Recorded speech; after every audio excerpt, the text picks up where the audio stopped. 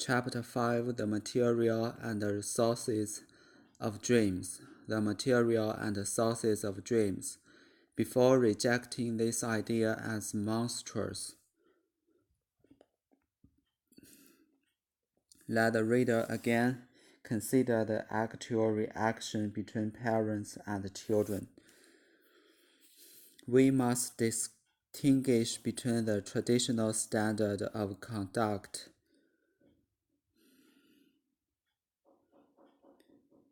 the filial piety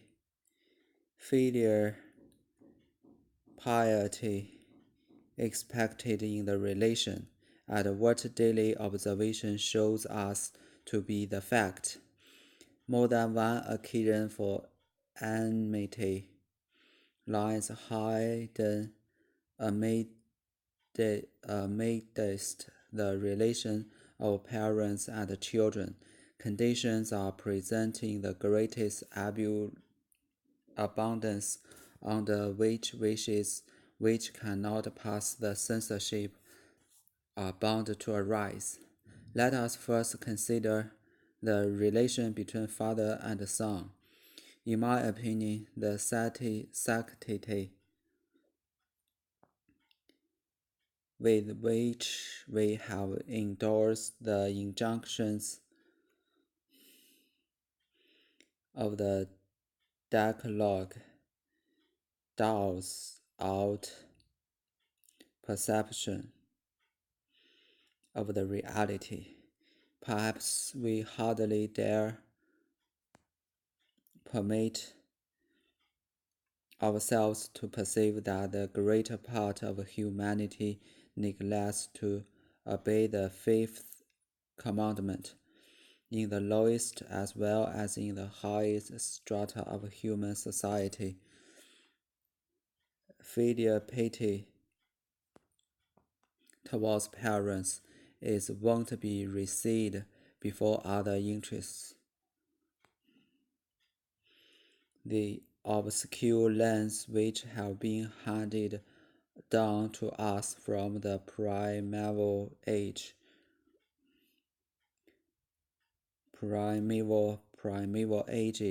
of human society in mythology and folklore gave a deplorable idea of the despotic power of the father and the ruthlessness with which it was excited. The cause of conflict between mother and daughter arises when the daughter grows up and finds herself watched by her mother when she longs for real sexual freedom, while the mother is remained by the budding beauty of her daughter that of her the time has come to renounce sexual claims. Before rejecting this idea as monstrous, let the reader again consider the actual relations between parents and children. We must distinguish between the traditional standard of conduct, the filial piety expected in the relation, and what daily observed shows us to be the fact. More than one occasion for enmity. More than one occasion for enmity lies hidden amidst the relations of parents and children. Conditions are present in the greatest abundance under which wishes which cannot pass the censorship are bound to arise. Let us first consider the relation between father and son. In my opinion, the sanctity with which we have endorsed the injunctions of the decalogue doubts our perception of the reality. Perhaps we hardly dare permit ourselves to perceive that the greater part of humanity neglects to obey the fifth commandment in the lowest as well as in the highest strata of human society. Filial piety towards parents is wont to recede before other interests. The obscure lines which have been handed down to us from the primeval ages of human society in the mythology and the folklore give a deplorable idea of the despotic power of the father and the ruthlessness with which it was exercised.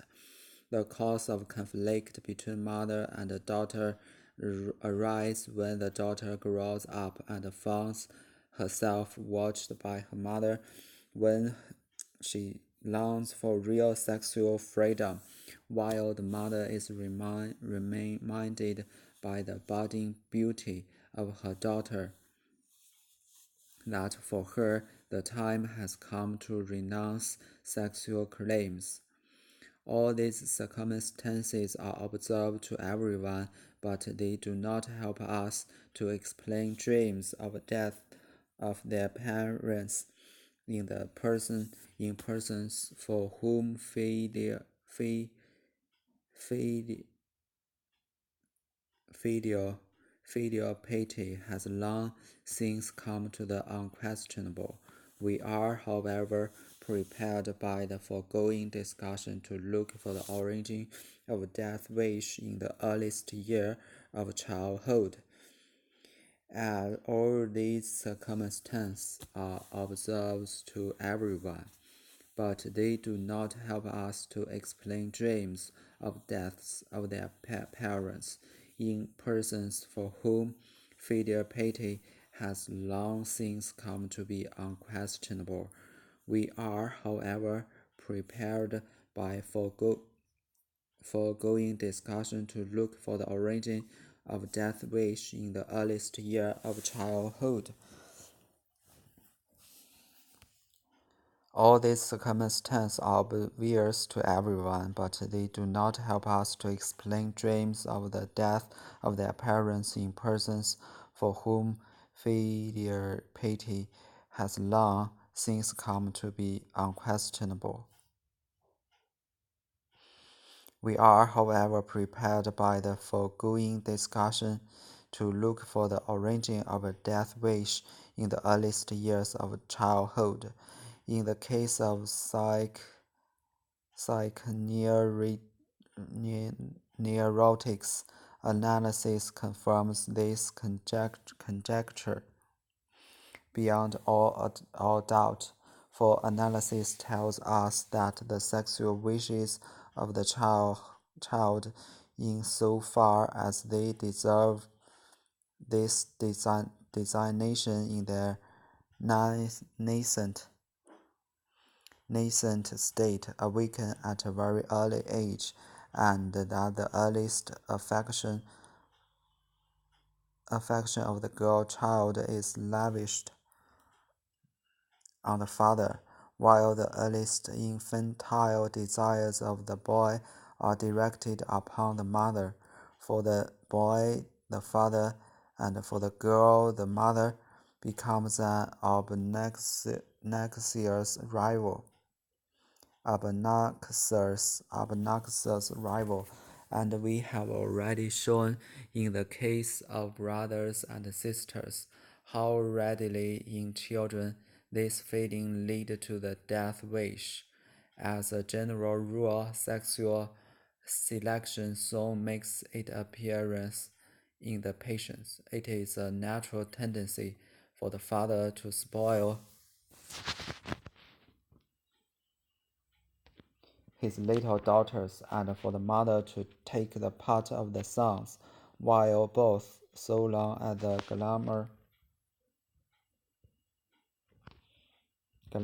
of sex does not prejudice their judgment, are strict in training the children. The child is perfectly conscious of this partiality and offers resistance to the parent who opposes it. To find love in an adult is for the child not merely the satisfaction of a special need, it means also that the child's will is indulged in all other respect. Thus, the child is obeying its own sexual instinct and at the same time reinforcing the stimulus proceeding from the parents. When its choice between the parents correspond with their own. In the case of psychoneurotic analysis confirms this conjecture beyond all doubt, for analysis tell us that the sexual wishes of the child, in so far as they deserve this designation in their nascent state, awaken at a very early age, and that the earliest affection of the girl child is lavished on the father, while the earliest infantile desires of the boy are directed upon the mother. For the boy, the father, and for the girl, the mother, becomes an obnoxious rival, as we have already shown in the case of brothers and sisters. How already in children its feeling leads to the death wish. As a general rule, sexual selection so makes its appearance in the parents.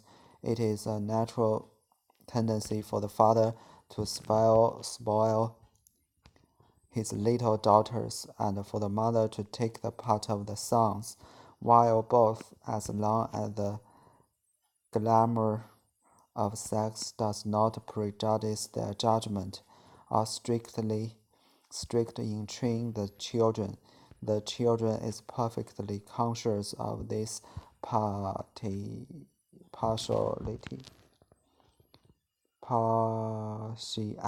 partiality and offers resistance to the parent who opposes it.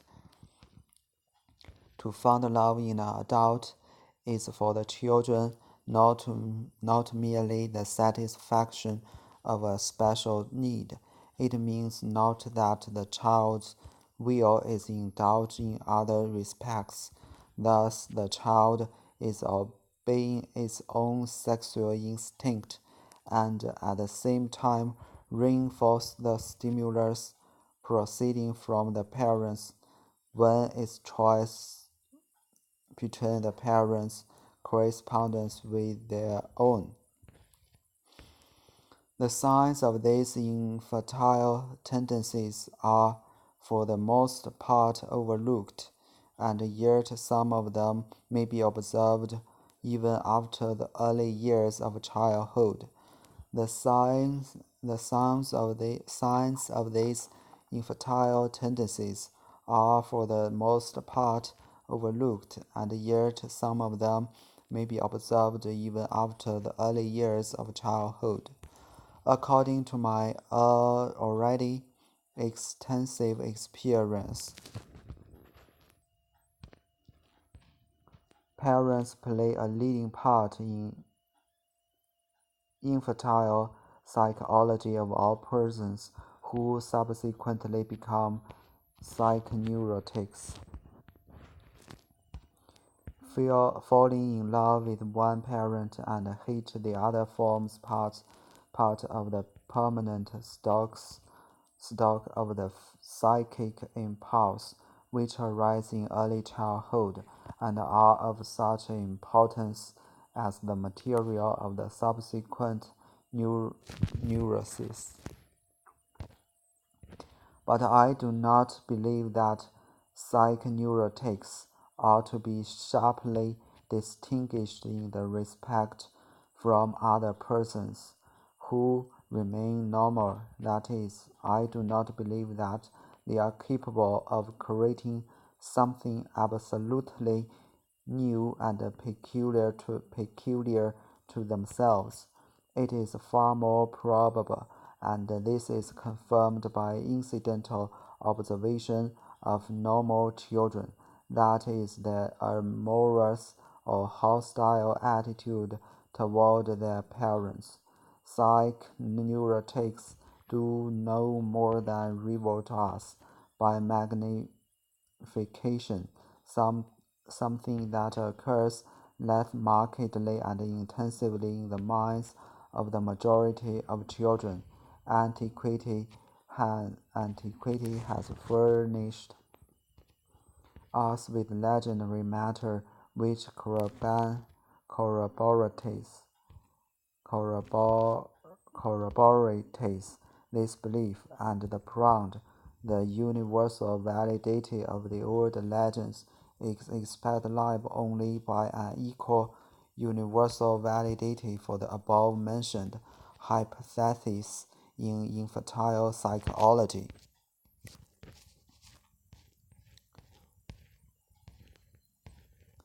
According to my already extensive experience, parents play a leading part in infantile psychology of all persons who subsequently become psychic neurotic, falling in love with one parent and hating the other forms parts of the permanent stocks of the psychic impulses, which arise in early childhood and are such importance as the material of the subsequent neuroses. But I do not believe that psychoneurotics are to be sharply distinguished in this respect from other persons who remain normal. That is, I do not believe that they are capable of creating something absolutely new and peculiar to themselves. It is far more probable, and this is confirmed by incidental observation of normal children, that in their amorous or hostile attitude toward their patients, psychoneurotics do no more than reveal to us by magnification something can occur less markedly the intensively in the minds of the majority of children. Antiquity has furnished us with legendary matter which corroborates this belief, and the profound and universal validity of the old legends is explicable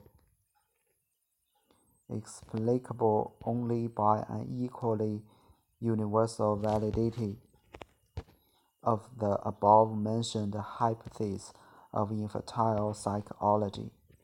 With regard to typical dreams of the death of relatives, I must add a few words upon their significance from the point of view of the theory of dreams in general. These dreams show us the occurrence of a very unusual state of things. They show us that the dream thought created by the repressed wish completely escapes the censorship and is transferred to the dream without alternation. Special conditions must obtain in order to make this possible. With regard to typical dreams of the death of relatives, I must add a few words upon their significance from the point of view of the theory of dream in general.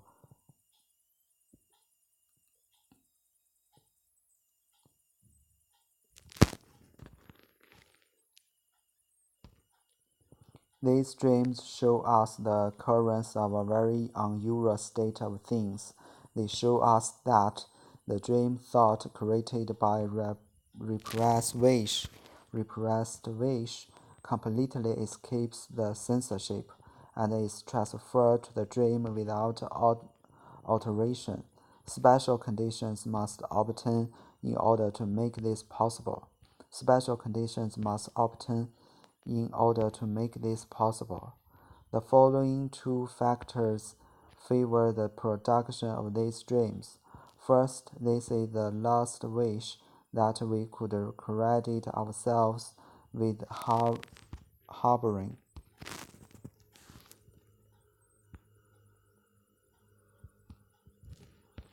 We believe such a wish would never occur to us even in a dream. The dream censorship is therefore unprepared for this monstrosity, just as the lords of Solon did not foresee the necessity of establishing a penalty for patricide.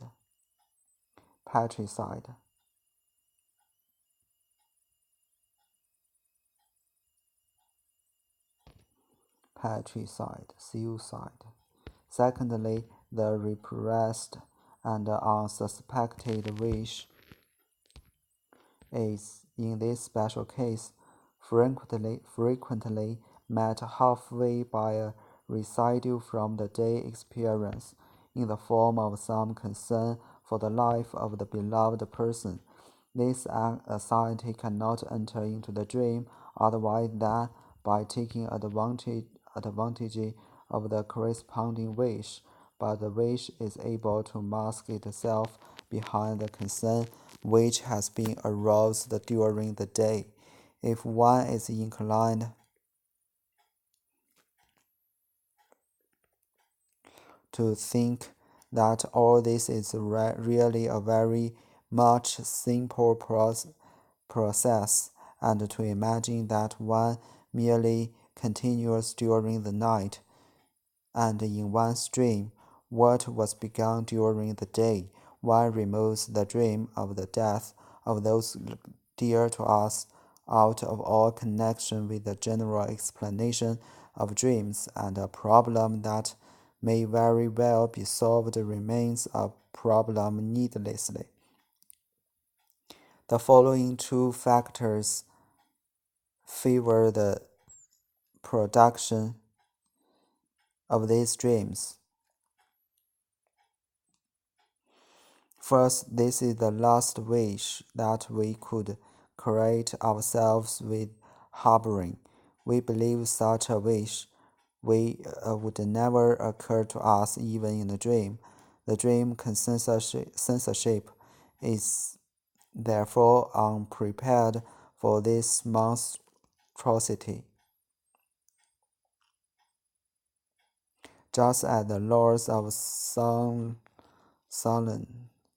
did not foresee the necessity of establishing a penalty for patricide. Secondly, the repressed and unsuspected wish is, in this special case, frequently met halfway by a residue from the day's experience in the form of some concern for the life of the beloved person. This anxiety cannot enter into the dream otherwise than by taking advantages of the corresponding wish, but the wish is able to mask itself behind the concern which has been aroused during the day. If one is inclined to think that all this is really a very much simple process, and to imagine that one merely continues during the night, and in one's dream what was begun during the day, one removes the dream of the death of those dear to us out of all connection with the general explanation of dream, and a problem that may very well be solved remains a problem needlessly. Needlessly. Which is true about the passage. More than once occasion for envy lies hidden amidst the relations of parents and children. The cause of conflict between mother and daughter arises when the daughter grows up and finds herself watched by her mother when she wants real sexual freedom, while the mother dislikes all the meal.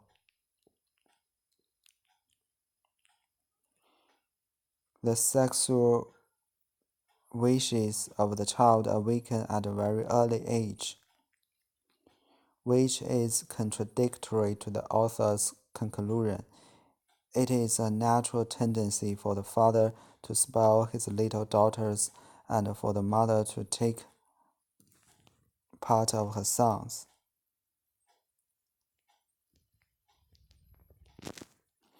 Falling in love with one parent, and hating the other form parts of the permanent stock of the psychic impulses which arise in early childhood.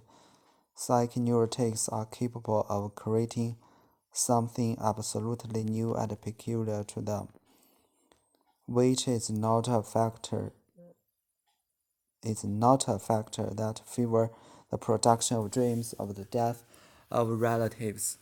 We don't believe that such a wish would occur to us. We don't believe that such a wish would occur to us. We don't believe that such a would occur to us. Such a dream Such a dream is often a neglected residue from the day's accident and occur to our relatives.